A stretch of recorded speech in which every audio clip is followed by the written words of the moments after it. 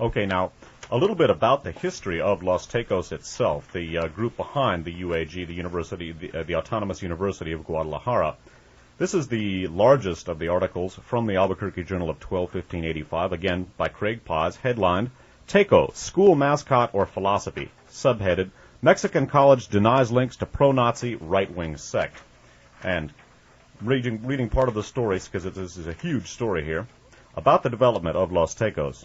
The organization grew out of the ferment among conservative Catholic university students in the 1930s. Its antecedents sprang from the underground Christian guerrilla organizations that fought in Mexico's Cristero revolutions in the 1920s against the suppression of the church by Mexican dictator Plutarco Elias Calles, C-A-L-L-E-S. Guadalajara was always the stronghold of the movement. The leader of the Tecos and the principal founder of the UAG, according to these accounts, was Carlos Cuesta Gallardo, G-A-L-L-A-R-D-O, a Guadalajara lawyer who died last June. Cuesta Gallardo was sometimes facetiously called the Jew, unquote, by his contemporaries because of his obsessive anti-Semitism and his stint in Hitler's Germany during the war. This is the person Anderson referred to that goes clear back to Hitler Germany. As we'll see, this whole organization has been in business for a long time, well before World War II. Talking about Cuesta Gallardo. He was the ideological mentor of the UAG's current rector and vice-rector and other top UAG administration officials still in power, said law professor Raimundo Guerrero. Now recall that rector is the aforementioned Luis Garibay, who went to New York to study. Continuing. Luis Calderon Vega, in his 1959 memoirs of the Catholic student movement, said that a few years before the founding of the Autónoma, he received a call from Cuesta Gallardo to meet in a plaza and discuss some business affairs. After walking around the square a number of times to see who might be listening, Cuesta Gallardo explained that he was either forming or wished to expand his secret Catholic youth organization to, quote, counter the ominous and omnipresent power of the secret Jewish Masonic organization, unquote. Cuesta Gallardo's secret group was called the Tecos, Calderon Vega continued. The school was founded in 1935, according to the versions cited in university publications, when students headed by Cuesta, along with sympathetic faculty, broke from the state university and started UAG to counteract what they saw as Mexico's socialist educational system. The stated goal was to uphold academic freedom and to oppose dogmatic and totalitarian government interference by creating a university free from political or religious partisanship. Take that with a generous grain of salt, as we're going to see here in a second. According to accounts by some former students, the Tecos infiltrated key administrative and student posts and gained control of the Autónoma, suppressing all political and ideological opposition. Mexican politician Ignacio González Golaz, G-O-L-L-A-Z, who said he was one of the students forced out of the UAG's secondary school in 1940, wrote that the secret groups were controlled by a Supreme Council headed by Cuesta. According to Gonzalez, one of the requirements for membership on the Supreme Council was to pass a doctrinal examination based on anti-Jewish writings. Below the Supreme Council were groups and subgroups that spied on other students and one another to ensure maximum loyalty, he wrote in 1940. Inductees had to swear by God and by my honor, unquote, not to reveal the name of the organization, its members, or its activities during an initiation ritual conducted before a crucifix, a skull, and a dagger. Members of the Supreme Council, as identified by González Golaz, include the current UAG rector, Luis Garibay, we spoke about him before, the current vice-rector, Antonio Leano, and law professor Raimundo Guerrero. One knowledgeable foreign observer described Leano as the most important person in the school today. He has contributed significant amounts of money, and members of his family hold several key positions.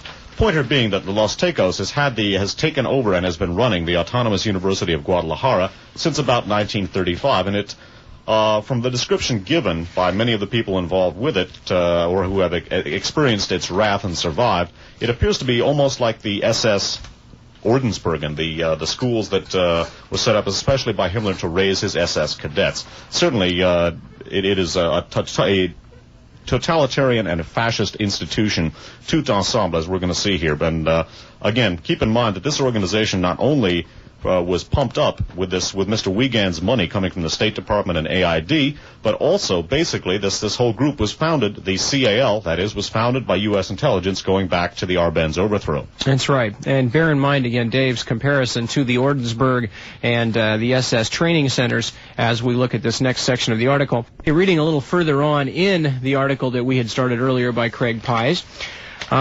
Two names here. One of them you've already heard, CAL, and of course the other one that gets mentioned is FEMACO, or FEMACO, F-E-M-A-C-O. That stands for Federación Mexicano Anticomunista, the Mexican Anti-Communist Federation. This is a group that actually started before CAL was officially named that, and later on joined CAL once CAL had come into existence.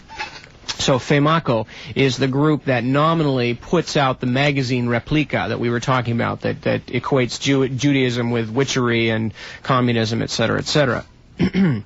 Okay. Other League officials interviewed, this is World Anti-Communist League officials, said CAL and FEMACO were expelled. The man identified by the Passonis are the Stefan Passoni and his wife, who are actually conservatives, members themselves affiliated with the World Anti-Communist League. Passoni is affiliated with the Hoover Institute right here in the area and the Reagan administration. The man identified by the Passonis as second in command of the Tecos was Rafael Rodriguez. He's also a professor, by the way, at the UAG, who has worked closely with Raimundo Guerrero on the international scene.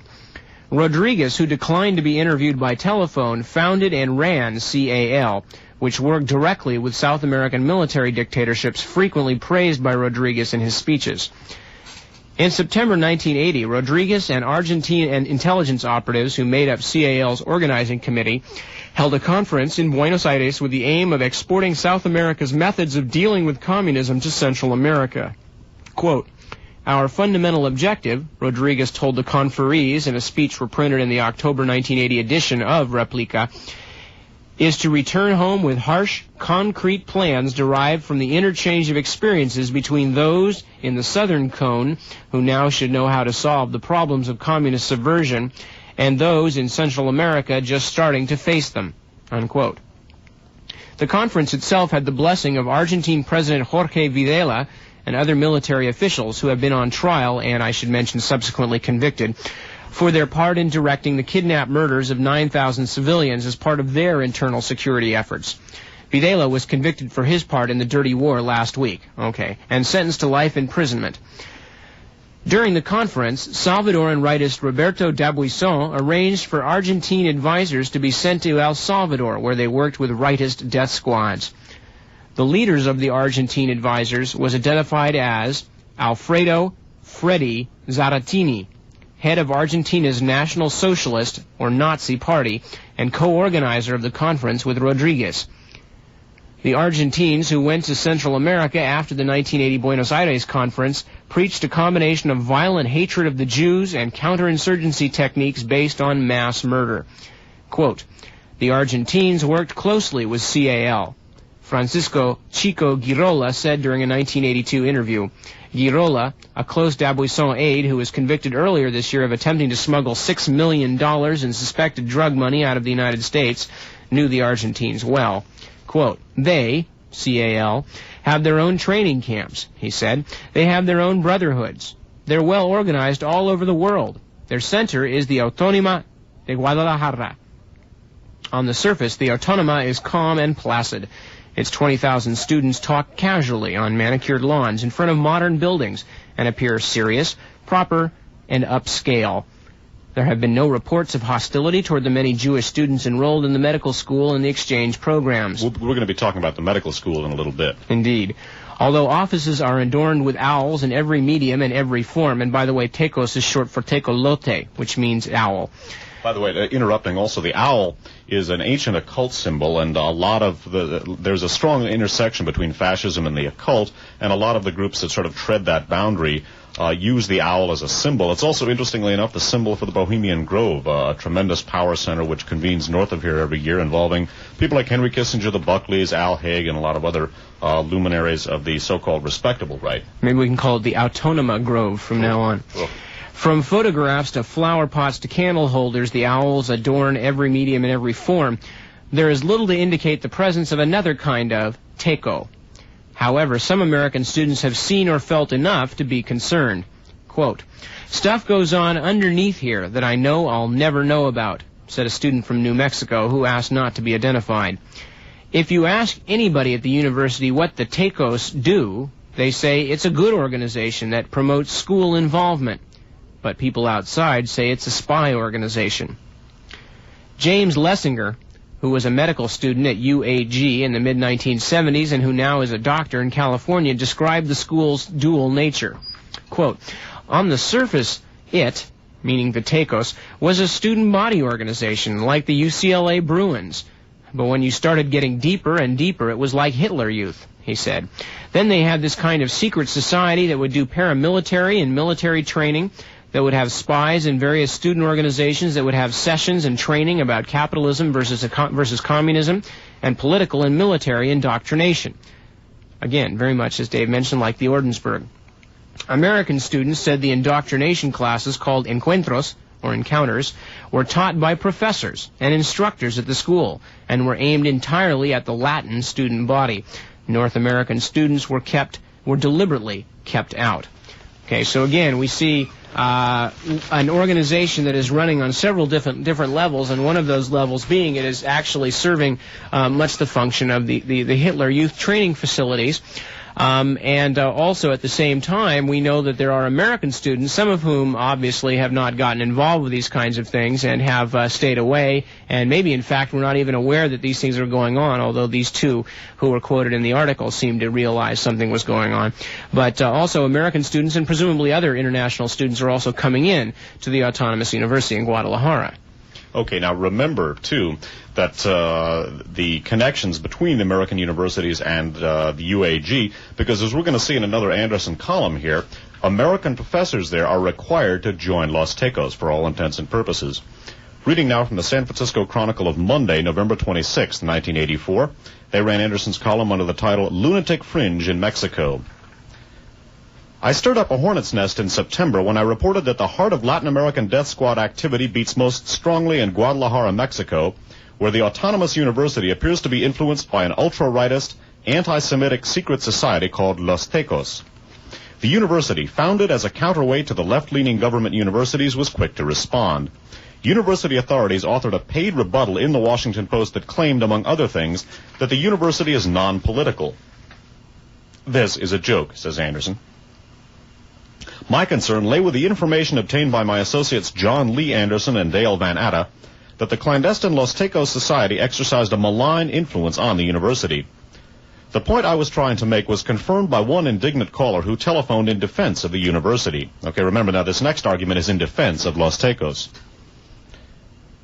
"He said he was an American professor there and insisted on anonymity, but his remarks were revealing.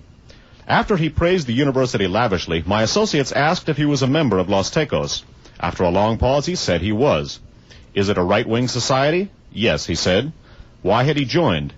It was expected of both American and Mexican professors who taught there, he replied. Did he know of any other American professors who had joined Los Tecos? Well, he said, he knew of one who had refused to join and, quote, was always in trouble for this, unquote.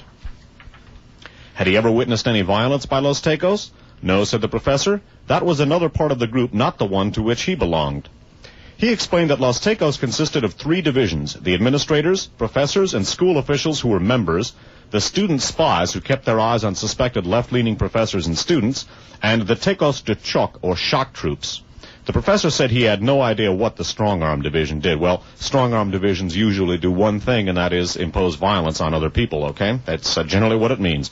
Could the shock troops be involved directly or indirectly in death squad activities? It wouldn't surprise him, the professor replied. Well, obviously, dealing with the information about Rodriguez, the CAL and the Los Tecos, the Autónoma de Guadalajara, are obviously heavily involved with death squads. As I said, they could be thought of as the wrist of La Mano Blanco, the white hand. And remember, the CAL, founded out of U.S. intelligence after the Arbenz overthrow, This Society Los Tecos is an explicitly fascist society which has been running this university as basically a fascist finishing school since 1935. In the late 60s, it gets pumped up courtesy of the U.S. government and adds fuel to the death squad fire in Latin America, again with U.S. intelligence at its core. And again, considering the World Anti-Communist League as the reconvening of the Comintern, as a second anti-Comintern, and obviously a primary proponent of the Freikorps methodology. Okay, and one last thing to think about before we take a break. Those of you who've been longtime listeners to Dave and myself here on KFJC will remember us talking about Jonestown, about the numerous strange and bizarre events surrounding Jonestown and the death there of some 900 to 1,000 people. And the allegations by, among other people, Joe Holtzinger, Leo Ryan's press secretary, that Jonestown was in fact some kind of a CIA operation, perhaps a mind control operation. And we talked about this at some length. We certainly have talked about all the suspicious things about Jonestown that we will not go into now, but it's definite and almost undeniable ties to American intelligence. Just going to read a short thing, bearing in mind Los Tecos and the stuff that we've just read about, their organization and their founding by Americans and with American government money. The fact that the CIA, or the people who initiated the death squads in the first place in Latin America, and apparently as Dave just read in the last article, the continuing indoctrination of people, faculty members and others, Americans and others, at the Autonomous University in Guadalajara. We're going to consider this very short segment here from a book called 6 Years with God, Life Inside Reverend Jim Jones' People's Temple by Jeannie Mills. Copyright 1979, A&W Publishers in New York. By the way, the Mills, shortly after this book came out, were assassinated in the middle of downtown Berkeley. Well, that's where they lived. That both the Mills, Jeannie and Al Mills, and their youngest daughter were machine-gunned in their own home in an as-yet unsolved killing shortly after this book came out. Okay, now in this book, in the Mills's book, there's a page here that we have reproduced. On this page is shown reproduced a copy of one page of a People's Temple pamphlet called Apostolic Living Today. In this case, it's a little biography of a People's Temple member named Larry Schacht, S-C-H-A-C-H-T. And reading from the People's Temple pamphlet that is reproduced in the book by the Mills, it says, "Now Larry, along with another young man, Steve Buckmaster, who also had a background of drugs, is attending medical college in Mexico, sponsored by People's Temple. He and Steve have dedicated their lives to helping others. They plan to be doctors in a People's Temple free clinic as soon as they graduate." We don't know offhand if this is the Autonomous University of Guadalajara, but it's quite possible. Right next to it, the Millses have printed, "This article was printed in one of the Temple pamphlets. It is testimony about Larry Schacht.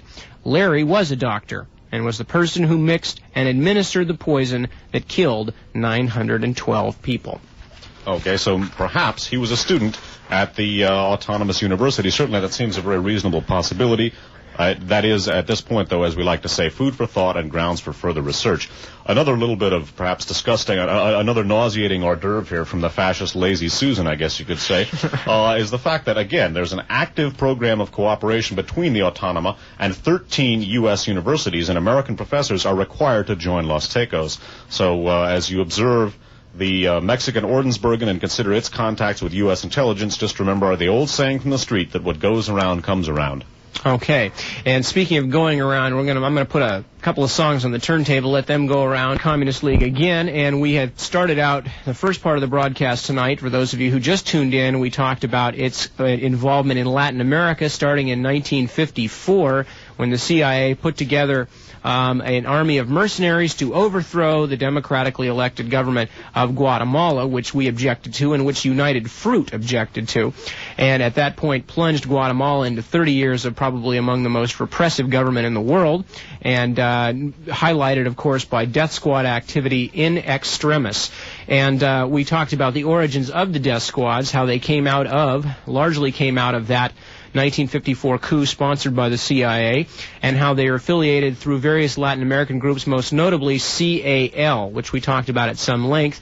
And we trace CAL to a university that was founded in Mexico with the help of United States government funds in the early 1960s, and is now operating independently, almost by itself, as the center of Latin American death squad activities, according to many sources, and is possessed of a sub-government or a shadow government of this university based on anti-Semitism, Nazism, and the training of students and faculty members, including apparently American faculty members, according to one of the last Jack Anderson columns we read, in these various principles of fascism and anti-Semitism, and apparently also graduating many American students, at least 10,000 of them, with doctoral degrees. Now, whether all of them received this kind of training, I doubt, but certainly some of them were exposed to it, and as we mentioned, one of the ones exposed to it was the man who prepared the poison to kill the people at Jonestown, Larry Schacht. That he was, as far as we can tell, it sounded as though that was the university that he attended, was the Autonomous University of Guadalajara. So we have traced the activities of the World Anti-Communist League up to this point in this particular narrow field, the Latin American branch, and also specifically, as we mentioned, this Guadalajara University. Okay, now, again, hang on. We're having some problems with the mics. I have no idea why that microphone is not functioning properly. Let's see. Everything else seems to be on. Let's just try one thing here. Just pop them up and pop them down again, and we'll see. Now, let's see. Now, are we coming through? No, not really. Well, let's put the tape. More over-the-counter radio, as we like to put it. Anyway, considering now the WACL as, again, the second anti-Comintern, we're going to take up now a group called the Anti-Bolshevik Bloc of Nations. We're going to begin reading from a section of an essay called The Dallas Conspiracy by Peter Dale Scott. It's an unpublished essay. Again, Peter Dale Scott, a professor at the University of California at Berkeley and one of the top political researchers in this country. In 1971, he published a massive, or actually it's unpublished, but he copyrighted a massive essay called The Dallas Conspiracy about the assassination of President Kennedy. It's a relatively early work, but it's got a lot of important information. Reviewing briefly a section of The Dallas Conspiracy about the Anti-Bolshevik Bloc of Nations, which we talked about before. Again, the next few pages I'm going to be reading a review from Radio Free America number 14, our first program about the World Anti-Communist League. We're going to be taking up the ABN and WACL's role in the assassination of Kennedy, recalling that Mr. Valladares, head of the CAL, and one of the people who's helped steer the conferences resulting in WACL, the lawyer for Carlos Marcello, involved in the Kennedy assassination, as we saw in Guns of November number 1. Also, remember that Maurice Brooks Gatlin of 544 Camp Street, as we also looked at in Radio Free America number 1, also in Guns of November number 1, also Radio Free America number 12, was very much involved with the 544 Camp Street address used by Oswald. Keep those connections in mind here. Reading now from The Dallas Conspiracy by Peter Dale Scott.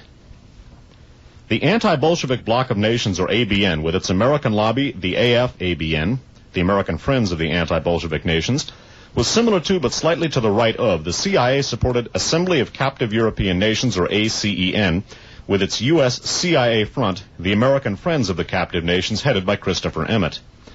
Whereas the ACEN lobbied for the liberation, unquote, of Poland, Czechoslovakia, and the rest of the area between the Iron Curtain and the USSR, the ABN also looked for the liberation of the Ukraine, Armenia, Georgia, Cossakia, Azerbaijan, Idel-Ural, Turkestan, and of other ethnic nationalities inside the 1939 borders of the Soviet Union. Recall that in our last program, we took a look at Dr. Theodor Oberlander, a key Gehlen aide, a key SS man who had been very active with the Nazi Ostpolitik and involved with many of these groups which the ABN sought to have liberated from the Soviet Union. Actually, parts of the Soviet Union which they sought to have broken off from that nation. Oberlander, of course, a key member of WACL, also a member of a group called the Committee for the Preservation of Christian Culture. And that, of course, is an organization that was heavily involved with the Gehlen organization. We looked at that in Radio Free America number 14. We also looked at it in number 13 briefly. But Bunker Hunt of the John Birch Society and of the Aryan Nations, as we looked at, was a key member of that organization with Theodor Oberlander. Again, we looked at that in Radio Free America number 14, also in number 13, both at the end. At the heart of the ABN alliance, continuing now with the Dallas conspiracy, at the heart of the ABN alliance were the resources of two actual post-war underground movements, the Hungarian freedom fighters and the Ukrainian OUN, or underground army. Interrupting, the Ukrainian OUN, or the Banderuski, we looked at as carrying on guerrilla warfare on behalf of first the Galen organization and then the CIA-sponsored Galen organization. We looked at that in Radio Free America number 1, right at the end. Key name, a fellow named Frank Wisner, Deputy Director of the CIA, head of the Office of Policy Coordination, who brought the OUN Bandera in. Bandera is going to figure very, very prominently in this broadcast. Continuing with the Dallas conspiracy. By 1960, however, the ABN had come to concentrate on psychological and political warfare. Thus, it competed with Russian emigre organizations such as the NTS, to be discussed shortly, for places in U.S.-supported Psy-war activities like Radio Liberation, later renamed Radio Liberty, in Munich.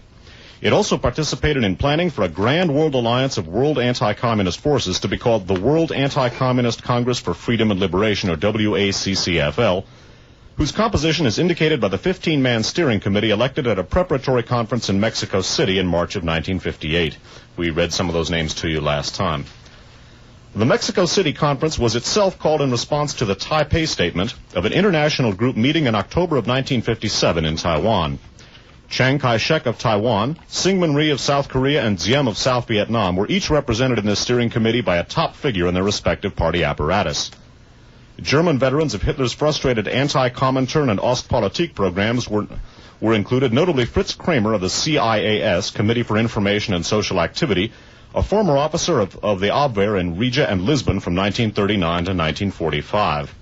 Alfred Gielen, CIAS Secretary General and a former Nazi publicist for Goebbels' anti-Comintern, became the WACCFL Steering Committee's regional secretary for Europe. Now, this Mr.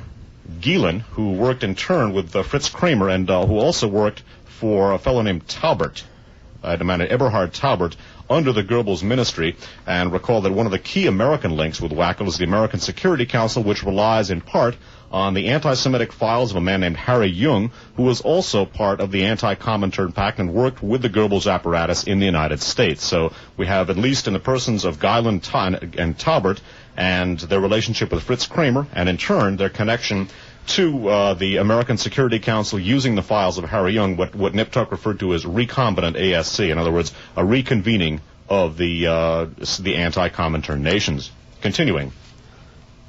The American representatives were veteran China lobbyist Charles Edison of the John Birch Society, and American Security at John Birch Society and American Security Council, and Lev Dobryansky, a Ukrainian-American Army Reserve officer and professor at Georgetown University with close links to Army intelligence circles. I would also add that he, under the Reagan administration, became Ronald Reagan's ambassador to the Bahamas. I think he has since been removed. The ABN had 2 of the 15 seats on the World Committee, 1 less than Latin America. Its representatives were Yaroslav Stetsko, S-T-E-T-Z-K-O, briefly a premier of the short-lived Ukrainian Republic at the time of the 1941 German invasion, and Ferenc Farkas, F-A-R-K-A-S, the ABN military chief who commanded the army of Arrow Cross Chief Ferenc Salazi, executed as a war criminal against the Russians in World War II. By 1962, both the new anti-Comintern movement and the American Friends of the ABN in particular were profoundly dissatisfied with the Kennedy State Department. Rusk, in opposing the demands of the AF, ABN, and allied groups for a permanent Congressional Captive Nations Committee, and I seem to have lost my sheet here. Oh, never mind, here we go, got it. Okay, excuse me. Picking this up again. Rusk, in opposing the demands of the AF, ABN, and allied groups for a permanent Congressional Captive Nations Committee, went out of his way to refer to Ukraine, Armenia, and Georgia not as nations, but as traditional parts of the Soviet Union, unquote. Rusk did not want the U.S. in the undesirable position of seeming to advocate the dismemberment of an historical state, unquote. This Rusk letter, like other features of the Kennedy administration's Russian policy, was repeatedly polemicized against by ABN and other emigre elements, including a sympathetic veteran of Army intelligence Charles Willoughby of the American Security Council. Now, of course, Charles Willoughby, MacArthur's G2, key member of not only the American Security Council, but also the Birch Society, Young Americans for Freedom, and the Aryan Nations. And, of course, he's directly involved with the whole MacArthur group that we developed in our Aryan Nations thesis. Okay, now, as mentioned here, several members of these Eastern European revanchist groups, of course, the Rusk statements were among the things that they had against the Kennedy administration. They had other things against the Kennedy administration, too, and they had one very large fear, and that was, of course, that John F. Kennedy would make peace of some sort with Nikita Khrushchev, because both Kennedy and Khrushchev had a rapport that had been heretofore unknown between American and Russian leaders. Khrushchev had a great deal of respect for Kennedy, and Kennedy also, in turn, for Khrushchev. And it was probably the respect that these two men had for each other that averted a real catastrophe at the time of the Cuban Missile Crisis. Anyway, so these two men did feel that they had a rapport that was special between the two nations and was unprecedented to that point so far. We're going to read about the results of this, and we're going to begin to speculate on the possible results of this that have not yet been accepted as the part of history that perhaps they should have been. We're going to start by reading from a section from a book, KAL Flight 007, The Hidden Story. The book is by Oliver Clubb, C-L-U-B-B. It's copyright 1985 by the Permanent Press. It says, during the final year of his presidency, John F. Kennedy would also make a break. In his famous American University speech of June 10th, 1963, with America's past policies toward the Soviet Union. Quote, the president was determined, wrote Theodore Sorensen, to put a fundamentally new emphasis on the peaceful and the positive in our relations with the Soviets. He did not want that new policy diluted by the usual threats of destruction, boasts of nuclear stockpiles, and lectures on Soviet treachery, unquote. By the way, those of you, again, to refer to the present day, you might compare that to Ronald Reagan's references to the Soviet Union as the evil empire and the focus of evil on earth today. In his speech, Kennedy therefore called upon the American people to, quote, re-examine our attitude toward the Soviet Union, unquote. Both the United States and the Soviet Union, quote, have a mutually deep interest, he affirmed, in a just and genuine peace and in halting the arms race. So, let us not be blind to our differences, but let us also direct attention to our common interests and to the means by which those differences can be resolved. Having said these things, Kennedy announced that negotiations would soon take place in Moscow to seek agreement on a comprehensive nuclear test ban. And he took the further step to, quote, make clear our good faith and solemn convictions on the matter of declaring that the United States would not conduct nuclear tests in the atmosphere, so long as other countries also refrain from doing so. Richard J. Barnett has very well summarized the Russian reaction to Kennedy's speech. Soviet citizens found it electrifying. For months, some carried clippings of it in their wallets. It was an appeal for an end to the Cold War. The first speech by an American president in more than a decade and a half to mention that the people of the Soviet Union were human beings and to pay tribute to their bravery and suffering in the war. It marked the first official attempt to exorcise the devil theory that determined official attitudes and public opinion towards the Soviet Union. Khrushchev himself told Averell Harriman, the chief American negotiator at the nuclear test ban talks in Moscow, that Kennedy's address had been, quote, the greatest speech by an American president since Roosevelt. The Soviets suspended their own atmospheric nuclear tests in response to Kennedy's unilateral initiative. And on July 25th, a mere 6 weeks after Kennedy's American University speech, a treaty banning atmospheric tests was signed in Moscow. And I would add that that is virtually the only substantive arms limitation agreement ever worked out between the U.S. and the USSR. You might also bear in mind that at this point that Soviet leader Mikhail Gorbachev has recently said that he has temporarily unilaterally banned nuclear testing himself, and the Reagan administration has said that there's no way that they're going to follow up on something like that it's a gross Soviet trick, et cetera, and that we have to keep testing our nuclear arsenals. So these things are still going on, folks. This is very current and very valid. As we know, continued underground testing was permitted by the treaty. Kennedy, confronted by Pentagon demands for, quote, the conduct of comprehensive, aggressive, and continuous underground test programs, had been reluctant to press for a total test ban.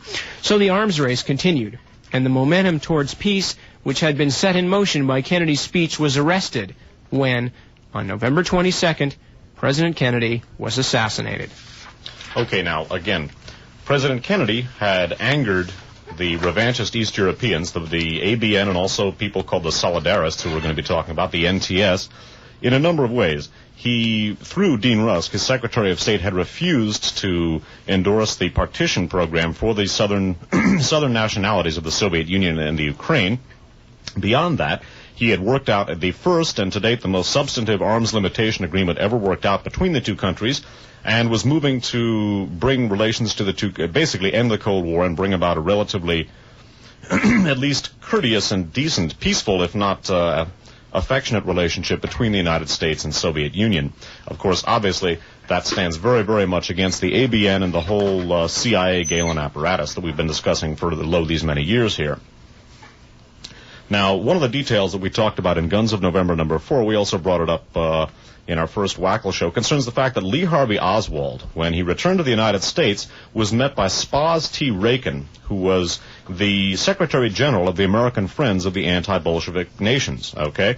And we're going to continue now with The Dallas Conspiracy by Peter Dale Scott from 1971, and we're going to deal with Oswald and the implications of his connections to the AFABN through Spaz Rakin, and of course, keep in mind the Galen and CIA connections to this group as well. Reading now from The Dallas Conspiracy. Was Oswald ignored by the FBI in New York City and instead met for and cared for by Spaz T. Rakin, the Secretary General of the AFABN? So the report would have us believe, the report being the Warren Report here. But a simpler and less conspiratorial explanation, albeit unprovable, is that Rakin was himself some kind of agent either for the FBI or some analogous agency such as the CIA or Army Intelligence. If he was not, then the contact and or surveillance which one would expect from the FBI had somehow been delegated to a member of a right-wing political organization which, despite its intelligence connections, was directly engaged in a bitter polemic with the Kennedy administration. And of course, right-wing organizations have frequently, as we've looked at, functioned as extensions of the intelligence community. Just witness the Autonomía in Guadalajara and Los Tecos. Continuing now with the Dallas Conspiracy. This polemic, that is the ABN people against Kennedy, this polemic dealt not only with the issue of rolling back communism in Eastern Europe, but also with the politically related issues of a permanent Volunteer Freedom Corps, or U.S.-supported Foreign Legion, a permanent Freedom Academy for training in psychological warfare, and a permanent Captive Nations Committee of the U.S. Congress. Now, of course, keep in mind that the Autonomous University could be looked upon as a Freedom Academy for training in psychological warfare. Also, of course, with the Contras, with the La Mano Blanco death squads, with the people that we're going to be looking at in connection with the assassination of Kennedy, and also the shooting, possibly, of Swedish Premier Olof Palme. And again, hearkening back to our Aryan Nations program, this Volunteer Freedom Corps would appear to be very, very much with us today. And again, the Freikorps methodology being front and center here, the Wackle being the international version of it, the Aryan Nations being the American national version of it. Continuing now with the Dallas Conspiracy. On the first two issues, the AF-ABN position was also lobbied for vigorously by the APACL, that's the Asian People's Anti-Communist League, the Asian branch of Wackle, and also in America by the American Security Council, a private coalition of and of course, as we looked at the American Security Council, the main American link to Wackle.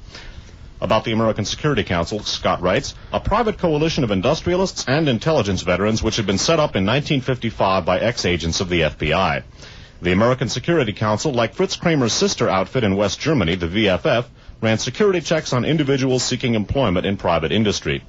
Its index of over 1 million alleged subversives was based on the anti-Semitic files of Harry A. Jung's American Vigilant Intelligence Federation, which had collaborated with the Goebbels-Taubert anti-Comintern in the 30s. We discussed that before.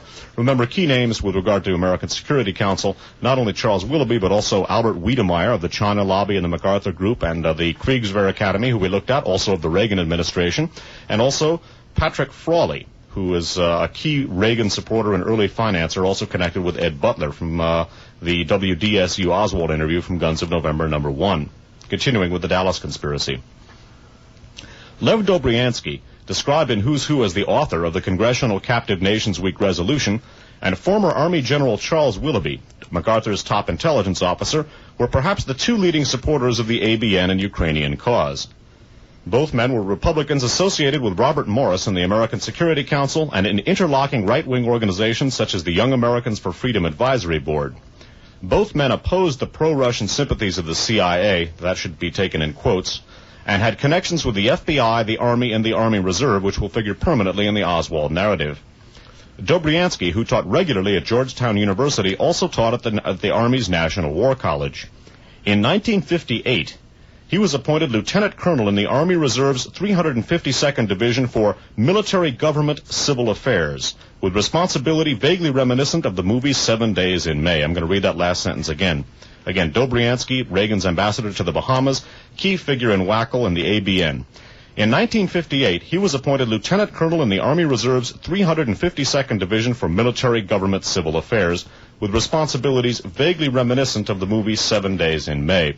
Of course, with our Aryan Nation series, we looked at the Kennedy assassination as the culmination of a series of coups based around the Morgan and MacArthur groups and the China lobby, in which they had attempted to overthrow the government. Obviously, with the Kennedy assassination, they did. And part of the reference here is that, of course, the movie 7 Days in May was about an attempted takeover of the United States by an extreme right-wing clique of generals to be headed up by the assassination of the President of the United States. In the movie, it was foiled. Art does not always imitate life.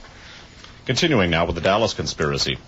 Anthony Buscari, a third pro-ABN spokesman associated with Dobriansky and Willoughby in the American Security Council and the Young Americans for Freedom, attracts our attention because, like Oswald, he served in the Marines.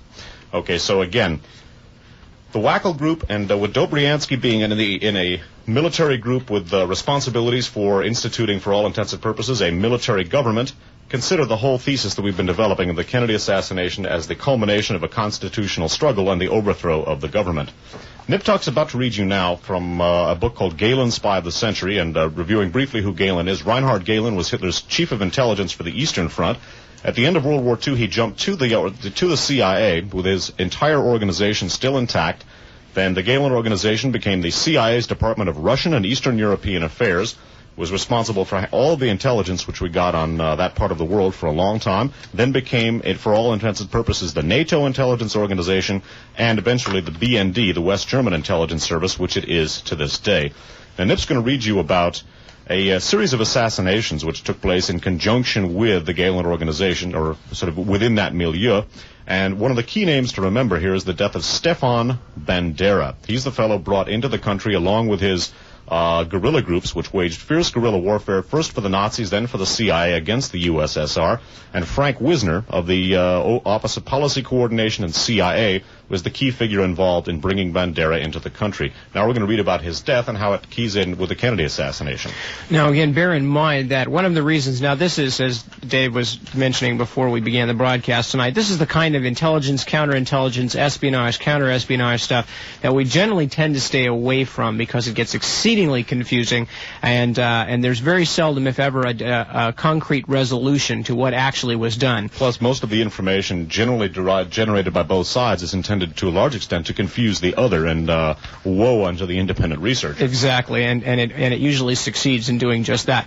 However, just to give an idea, if nothing else, of how these organizations were set up and the kinds of fierce rivalries within the organizations and the willingness, again, because we're talking about people who we feel were, among other things, were, although on one hand working for American intelligence, were also willing to kill an American president, and it's important to realize what kinds of fanatical and bizarre loyalties were put together in these groups. Beyond that, the Bandera assassination may have been, we don't know for sure because obviously we haven't got the final goods, but it may have been a provocation, and it's figuring in the background of the Kennedy assassination is the reason here why we're taking up the field of hard counterintelligence. I guess you could call it spy versus spy, which we normally stay away from because, as we've indicated, it tends to be an impenetrable maze. But here, not only are there some clues as to what was happening, but obviously it's directly connected to the overthrow of the U.S. government, so we're going to take it up.